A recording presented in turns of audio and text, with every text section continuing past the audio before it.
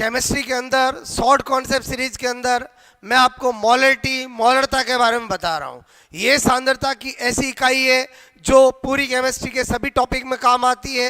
Most common unit of concentration है, तो इसको अच्छे से आपको आना जरूरी है। क्लियर? तो आज हम सीख रहे हैं मोलरिटी मोलरता। आज हमें इसका फॉर्मूला, टेम्परेचर इफेक्ट, सब चीज सीखनी है। तो सबसे पहले मोलरिटी क्या होता है? फॉर्मूला इसका मोल of solute divide by volume of solution in litre, यानी विले के मोल डिवाइड बाय विलियम का आयतन। किस में बोलो? लीटर में। अब मैंने कहा अगर सपोजेड मोल नहीं मिले तो मोल कैसे निकालेंगे?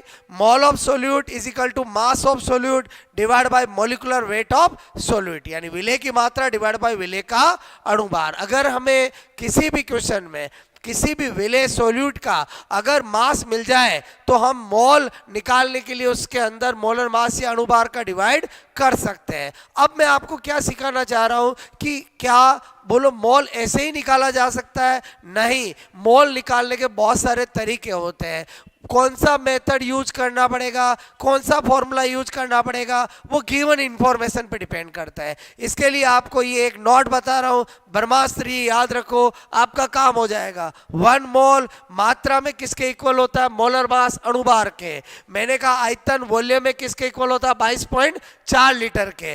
नंबर में, संख्या में अवोगाड्रो नंबर 6 × 10⁻23 के इक्वल होता है, और चार्ज में 96500 कूलम 1 फेराडे के इक्वल होता है। ये आपका कैसे काम आएगा? अगर आपको अभी मैंने मोल निकालने के लिए सपोजेड मात्रा दे रखी होती तो आप अणुभार का डिवाइड करेंगे। अगर आपको मोल निकालना है, आपको मास ना देकर वॉल्यूम दिया किसी कंपोनेंट का, तो आपको 22.4 से मल्टीप्लाई डिवाइड करना है। अगर आपको गिवन वॉल्यूम अगर लीटर में है, अगर ml में है तो 22400 से डिवाइड करना है। अगर आपको किसी के नंबर दे रखे संख्या, तो आपको अवोगाड्रो नंबर से डिवाइड करना है, मोल मिल जाएगा। अगर किसी का चार्ज आवेश दे रखा है 96500 से डिवाइड करना है, मोल मिल जाएगा। मतलब मैं क्या सिखाना चाह रहा हूं कि आपको मोल निकालने की जो आपके माइंड में थ्योरी है वो यहां तक की लिमिट नहीं रहनी चाहिए, क्योंकि कभी कभी एग्जामिनर मोल निकालने के लिए आपको वॉल्यूम भी दे सकता है, नंबर भी दे सकता है, चार्ज भी दे सकता है और मास भी दे सकता है। अगर मास दे तो मोलर मास से डिवाइड करना, मोल मिल जाएंगे। अगर वॉल्यूम दे, वॉल्यूम गिवन वॉल्यूम लीटर में है तो 22.4 से डिवाइड करना है, गिवन वॉल्यूम ml में है 22400 से डिवाइड करना है। और अगर आपको नंबर संख्या दे दे किसी की, अणु परमाणु किसी भी पदार्थ की, तो आपको अवोगाड्रो से डिवाइड करना है, मोल मिल जाएंगे। और अगर चार्ज दे दिया जाए तो 96500 से डिवाइड करना, मोल मिल जाएंगे। क्लियर? ये इस तरह से काम आता है। उसके बाद जैसे मैंने कहा मोलरता, 3 पॉइंट आपको हमेशा याद होने चाहिए। सबसे पहला यूनिट ऑफ मोलरिटी क्या होता है? मोल पर लीटर। आपको कभी भी किसी भी सांद्रता की इकाई का फॉर्मूला याद करने की जरूरत नहीं है, यूनिट याद है, फॉर्मूला बनाया जा सकता है। जैसे मोलरिटी की यूनिट है मोल पर लीटर, यानी आप फॉर्मूला बना सकते हो कि ऊपर क्या आएगा? मोल ऑफ सोल्यूट, लीटर यानी वॉल्यूम ऑफ सॉल्यूशन। क्लियर? फिर इफेक्ट ऑफ टेम्परेचर, आजकल ताप का प्रभाव बहुत ज्यादा पूछा जाता है, क्या लॉजिक है इसको चेक करने का?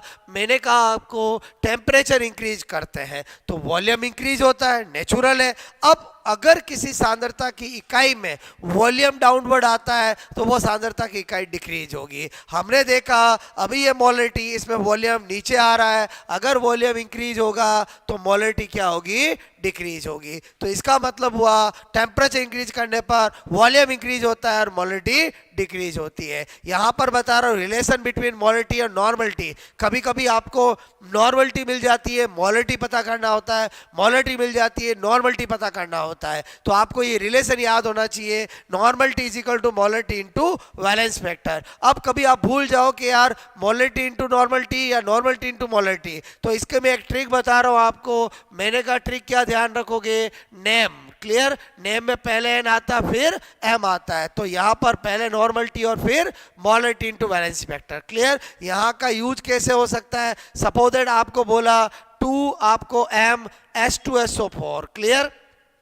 कि बोलो वैल्यू आपको पूछा जाए कि कॉन्सेंट्रेशन नॉर्मल टी, ठीक है, में होगी, तो अब आप क्या करोगे बोलो, आपको पता चला वैलेंसी फैक्टर क्या है इसका 2 है, क्लियर, क्योंकि H2SO4 को ब्रेक करेंगे तो किस में ब्रेक होगा 2H प्लस या SO4 माइनस 2, और वैलेंसी फैक्टर क्या होता है पॉजिटिव या नेगेटिव, किसी का भी टोटल चार्ज आपको देखना है 2 आ गया, क्लियर। तो अब आपको नॉर्मलिटी पूछी है, मोलरिटी तो आपकी 2 दे रखी है, वैलेंसी फैक्टर से 2 से मल्टीप्लाई करोगे फॉर नॉर्मलिटी इसकी आ जाएगी, क्लियर। तो ये फॉर्मूला आपको कहीं पर भी यूज आ सकता है, भूल जाओ तो मैंने ट्रिक बता दी है। अब एक क्वेश्चन करते हैं, जैसे मैंने कहा 17 ग्राम अमोनिया, बोलो गैस अगर 100 ml बोलो सॉल्यूशन में उपस्थित है तो सॉल्यूशन की सांद्रता मोलरता में क्या होगी, यानी हमें क्या फाइंड आउट करना है, concentration of solution in form of molarity. तो यहाँ पर हमने देखा सबसे पहले मोल बनाना पड़ेगा। अब मोल के लिए यहाँ पर मास दे रखा है तो मोलिकुलर वेट से डिवाइड करेंगे, अगर यहाँ पर इफ वॉल्यूम दे रखा होता है तो 22.4 से, अगर यहाँ चार्ज दे रखा होता तो 96500 से, अगर यहाँ पर नंबर संख्या दे रखी होती तो आवोगाड्रो से, क्लियर, यही सिखाना चाह रहा था। अगर मास दे रखा तो मोलिकुलर वेट से 1 मोल आ गया, वॉल्यूम ऑफ सॉल्यूशन दे रखा 100 ml, कोई दिक्कत नहीं।